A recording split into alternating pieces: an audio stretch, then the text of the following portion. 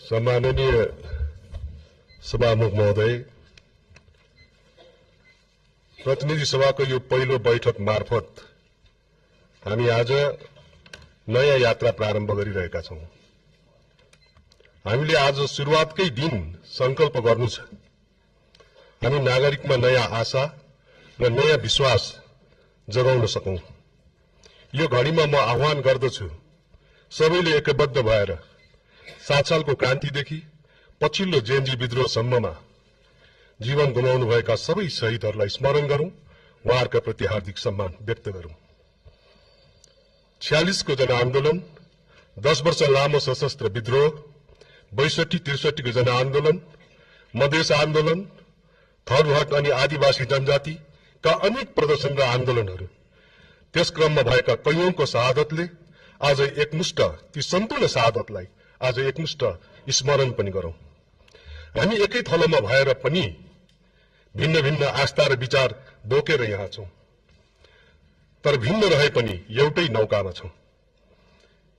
डुबे सबै डुब्छौं, सँगै डुब्छौं, उठे सबै उठ्छौं र सँगै उठ्छौं। दल भिन्न होला, देश एउटै हो। त्यसैले आज इमानको पसिना बगाउने संकल्प गरौं अनि संकल्प गरौं अब फेरि कसैले कहिल्यै रगत बगाउनु नपरोस्। सम्माननीय सभामुख महोदय, फागुन 21 को निर्वाचनमा उत्साहका साथ ठूलो संख्यामा सहभागी भएर समस्त नेपाली आमा बुवा, दिदी बहिनी, दाजुभाइले लोकतन्त्र प्रतिको बलियो निष्ठा प्रकट गर्नुभएको छ। बीपी कोइरालाले नेपालका लागि सबैभन्दा उपयुक्त बाटो भनेर प्रस्तावित गरेको संसदीय लोकतान्त्रिक प्रणाली सबै राजनीतिक दल, सबै पुस्ता र सबै मतदाताबाट एकपल्ट फेरि अनुमोदित भएको छ। कुनै बेला संसदीय प्रणाली तत्कालीन राजाहरूको प्रहारमा पर्यो। आज राजतन्त्रको पक्षमा रहेका मित्रहरू पनि यही संसदमा अट्नु भएको छ। कुनै बेला संसदीय प्रणाली ढालेर बल प्रयोगबाट राज्य सत्ता कब्जा गर्ने ऐलान गर्नुभएका श्रद्धेय कमरेड प्रचण्ड यहाँ उपस्थित हुनुहुन्छ। आज पनि यही संसदमा शान्त, भद्र र शालीनताका साथ बस्नु भएको छ। कुनै बेला कांग्रेसले अपनाएको बाटोमा विपक्षमा खरो उभिएर अब दलहरूबाट देश चल्दैन भन्ने मित्रहरू पनि नयाँ दल खोलेर सबैभन्दा ठूलो दल बनेर यहाँ उपस्थित हुनुहुन्छ। रुखको साझा छहारी जस्तो यो संसदीय प्रणालीमा आज तपाई सबैलाई स्वागत गर्न पाउँदा म हर्षित छु। नेपाली कांग्रेस निर्वाचनबाट दोस्रो दल बने पनि पार्टीले बोकेको सिद्धान्त, विचार र बाटो अझ सबल र अझ सफल बनेको छ। यो घडी कांग्रेस पार्टीका प्रत्येक सदस्यले विशेष गरी सन्तोष व्यक्त गर्न मिल्ने घडी हो। म यति बेला ती प्रत्येक आदरणीय साथीलाई यो रोस्टरमा उभिएर स्मरण गर्न चाहन्छु। सम्माननीय सभामुख महोदय, नेपाली कांग्रेस निरन्तरतामा नवीनता भन्ने दृष्टिकोण राख्दछ। त्यसैले हरेक कालखण्डमा कि त हरेक परिवर्तनको नेतृत्व कांग्रेसले गर्दै आयो, कि त अरूले उठाएको जायज मुद्दालाई निष्कर्षमा कांग्रेसले नै पुर्यायो। त्यस हिसाबले कांग्रेस जेएनजी विद्रोहले उठाएको मुद्दालाई पनि निष्कर्षमा पुर्याउन प्रतिबद्ध छ। एक जिम्मेवार प्रतिपक्षी दलको रूपमा यो परिवर्तनलाई साथ दिन, सघाउन र खबरदारी गर्न कांग्रेस प्रतिबद्ध छ। परिवर्तनको स्वर र भावनालाई आत्मसात गरेर नेपाली कांग्रेसको विशेष महाधिवेशनले विभिन्न दृष्टिकोण पारित गरेको म यहाँ स्मरण गराउन चाहन्छु।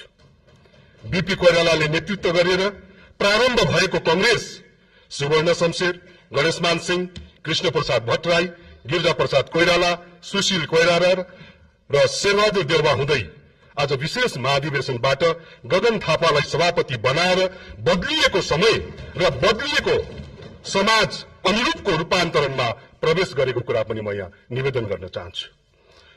तर छोटो समयमा परिवर्तनको त्यो सन्देश नागरिक पंक्तिमा पुर्याउन सकिएन।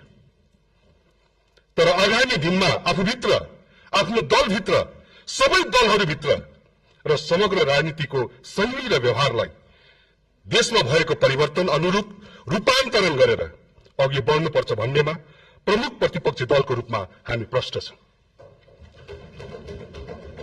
अत यो घडी पहिलो दलका रूपमा निर्वाचित राष्ट्रिय स्वतन्त्र पार्टी र यसको नेतृत्व नयाँ प्रधानमन्त्री बालेन्द्र शाह र नयाँ सरकारलाई बधाई ज्ञापन गर्दै कार्यकाल सफलताको लागि म नेपाली कांग्रेस पार्टी र मेरो व्यक्तिगत तर्फबाट पनि धेरै धेरै शुभकामना दिन चाहन्छु। फागुन 21 मा सम्पन्न निर्वाचनबाट निर्वाचित सबै दलका माननीय सदस्यज्यूहरूलाई पनि म यो घडीमा हृदयबाट हार्दिक बधाई ज्ञापन गर्न चाहन्छु। सभामुख महोदय, यो संसदले एक ढिक्का रहेर गर्नुपर्ने एउटा प्रधान काम भनेको नागरिक पंक्तिमा आशा र विश्वासलाई निरन्तर जगाउने र निरन्तर जोगाउने पनि हो। बितेको 35 वर्षमा देशमा केही पनि भएन भन्ने निराशाको भाष्य जनजनमा पुगेको छ, पुर्याइएको छ। यसलाई हामीले चिर्नु सक्नुपर्छ। बितेको 35 वर्षको अवधिलाई यसो फर्केर हेरौं त 10 वर्ष लामो सशस्त्र द्वन्द यही अवधिमा भयो। हजारौंको मृत्यु भयो, अरबौंको ध्वंस भयो। राजाले निर्वाचित सरकार भंग गरेर यही अवधिमा निरंकुश सत्ता चलाए।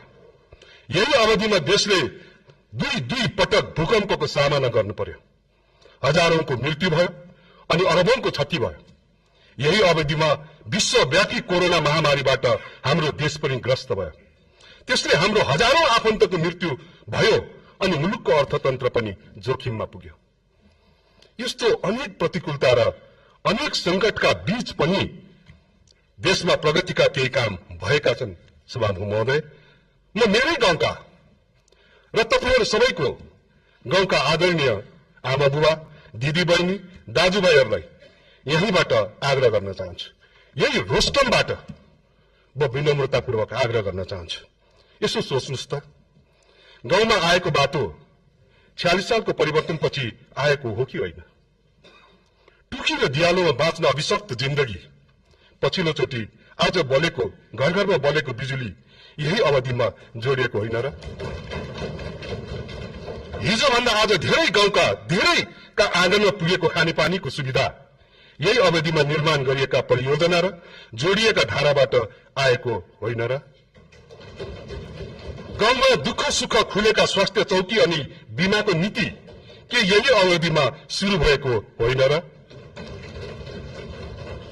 अनि म सोध्न चाहन्छु दुर्गम गाउँको पनि हातमा पुगेको संचार सुविधा यो देशमा केही पनि नभएको उदाहरण हो कि केही सुरुवात भएको नमुना हो? म सोध्न चाहन्छु बैंक, वित्तीय संस्थाहरू, एयरलाइन्सहरू, संचार माध्यमहरू लगायतका निजी क्षेत्रको यत्रो विस्तार के यही अवधिमा देशले गरेको एउटा प्रगति होइन र? हो, योभन्दा बढी हुन सक्दथ्यो, हुनु पर्दथ्यो। तर एकातिर अनेक प्रतिकूलताका कारण हुन सकेन, अर्कातिर हाम्रो शासकीय कमजोरीका कारण हुन सकेन। यसप्रति हामी आत्मआलोचित छौं। म विनम्रतापूर्वक यो शब्द फेरि दोहोऱ्याउन चाहन्छु, यसप्रति हामी आत्मआलोचित छौं। तर जो भए ती सबै हामी सबैको प्रयासले भएको हो। अर्थात् केही पनि भएन भन्ने निराशाको सत्यको जगमा उभिएको छैन सभामुख महोदय।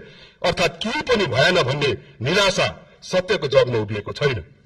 हामीले भएको कुरा नागरिकलाई बुझाएर गर्न बाँकी धेरै कामहरू पूरा गर्ने संकल्प गर्नु छ। यो संसदको त्यो यात्रामा नागरिकलाई विश्वासमा लिएर अगाडि जानु छ। सम्माननीय सभामुख महोदय, आज हामी यहाँ यो बैठक बसिरहेका छौं। म बडो विनम्रतापूर्वक यो शब्द फेरि दोहोऱ्याउन चाहन्छु। आज हामी यो बैठक यहाँनिर बसिरहेका छौं। तर यो बैठक बसेको यो भवन हाम्रो संसद भवन होइन।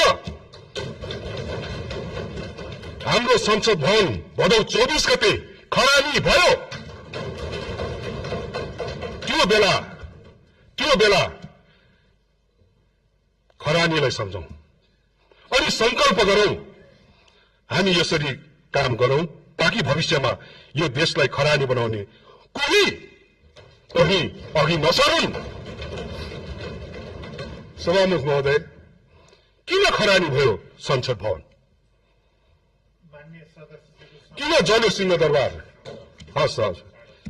किन जल्यो सिंहदरबार? किन ध्वस्त बनाइए अनेकौं भौतिक संरचना? म सभामुख महोदय मार्फत सरकारलाई ध्यान आकर्षण गराउन चाहन्छु। भदौ 23 र 24 दुई दिनका घटनालाई एक एक केलाउन जरुरी छ। कसैले 23 गतेको घटना देख्ने, कसैले 23 गतेको घटना देख्ने 24 को नदेख्ने, कसैले 24 को ध्वंस देख्ने, कसैले 24 को ध्वंस देख्ने 23 को दमन नदेख्ने, यो प्रवृत्ति एकदम गलत छ। हुँदा सरकारले बनाएको जाँचबुझ आयोगले सम्म 23 गतेको घटनाको अनुसन्धान गर्यो, कारबाहीको सिफारिस गर्यो, तर 24 को घटनाको अनुसन्धान भ्याइएन भनेर भन्यो। यो कस्तो तरिका हो? पटक समय थप्ने तर समय पुगेन भन्ने यो कर्म जाँचबुझ आयोगमा रहेका व्यक्तिहरूबाट नियतवश भएको होइन भनेर भन्न मिल्ने देखिन्न। नयाँ प्रधानमन्त्रीजीलाई श्रद्धेय सभामुखज्यू मार्फत म ध्यान आकर्षण गराउन चाहन्छु। जाँचबुझ आयोगको प्रतिवेदन स्वयं सरकारले सार्वजनिक गर्ने कि सरकारले पनि गोरखापत्र पढ्ने? प्रधानमन्त्रीज्यू, म आग्रह गर्न चाहन्छु सरकारले सूचबुझपूर्ण ढंगबाट कानून र प्रक्रियाको मर्यादा राखेर आफूलाई प्रस्तुत गरोस्। कांग्रेस दोषी कोही उम्किनुहुन्न, निर्दोष कोही फस्नुहुन्न भन्ने मान्यता विगतदेखि नै बोक्दै आएको पार्टी हो। यो मान्यतामा हामी आज पनि प्रष्ट र दृढ छौं। अन्तमा सम्माननीय सभामुख महोदय, जेएनजी विद्रोह जस्तै विद्रोह र विस्फोट भविष्यमा हुन नदिन हामीले साँच्चै नयाँ र दूरदर्शी ढंगले सोच्न र काम गर्न जरुरी छ। किनकि बितेको 75 वर्षमा कुनै पनि प्रधानमन्त्रीले लगातार 5 वर्षको शासन गर्न सकेनन्। म सोध्दिन आजका नयाँ प्रधानमन्त्रीको नियतिमा के लेखिएको छ, म सोध्दिन। बरु म पूरा कार्यकालको लागि उहाँलाई शुभकामना दिन चाहन्छु। तपाईलाई देशका लागि राम्रो गर्न हाम्रो प्रष्ट साथ रहनेछ। तर संविधान विपरीत कुनै कर्म भए, नागरिकले गरेको अपेक्षा विपरीत कार्य भए हाम्रो खबरदारी गरेर अघिल्तिर हुनेछौं, यो पनि म यहाँ राख्न चाहन्छु। हामी चाहन्छौं नयाँ संसद र नयाँ सरकारले समाजमा आपसी सद्भाव, राज्य प्रशासनमा सुशासन र समग्रमा समुन्नतिको यात्रालाई गतिशील बनाउन ध्यान केन्द्रित गरोस्। र अन्तमा एसईई परीक्षा दिइराखेका विद्यार्थीहरूलाई शुभकामना दिँदै म सरकार, संसद र सबै राजनीतिक दललाई ध्यान आकर्षण गराउन चाहन्छु। ती विद्यार्थीको सफलता तिनले उत्तर पुस्तिकामा के लेख्छन् भन्नेमा मात्रै होइन, हामी अब संसद र सरकारमा रहेर के गर्छौं भन्नेमा तिनको जिन्दगीको सफलता या असफलता छ। हामी काम गर्दा तिनै किशोर किशोरीको भावना र भविष्यलाई केन्द्रमा राखेर काम गरौं। म त्यो आग्रह गर्दै नेपाली कांग्रेसका तर्फबाट सबैलाई फेरि पनि सम्मान गर्दै निर्वाचन सम्पन्न गराउन निरन्तर दृढ साथ दिने सम्माननीय रामचन्द्र पौडेलज्यू, नेतृत्व गर्ने स्वर्गीय सुशीला कार्की र उहाँको नेतृत्वको सरकार अनि अहरात्र खटेर निर्वाचन सम्पन्न गराउने निर्वाचन आयोग, सबै सुरक्षा निकाय, निर्वाचन प्रहरी र सबै आदरणीय पत्रकार मित्रहरूमा श्रद्धा प्रकट गर्दछु। धन्यवाद। जय नेपाल।